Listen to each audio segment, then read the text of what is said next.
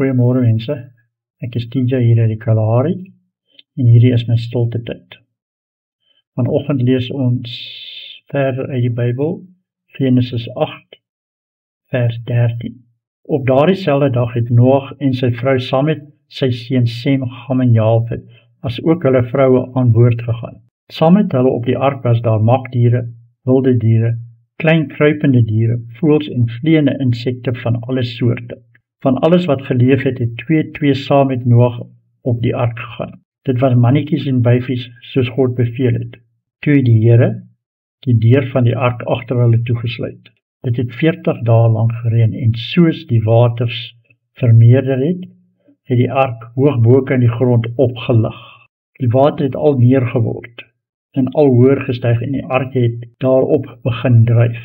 Die water het selfs so hoog gestyg dat die hoogste berge op die aarde onder water was. Die water het byna 7 meter bo in die hoogste berg gestyg.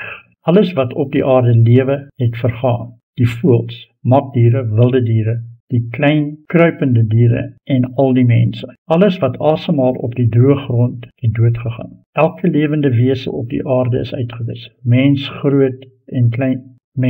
groot en klein diere en voëls. Hulle is almal dood. Net Noag en hulle wat saam met hom op die ark was, het oorleef. Die aarde was vir 150 dae onder water. Tot sover. Kom, sluit gerus weer môreoggend by my aan, net so na 6, dan lees ons verder.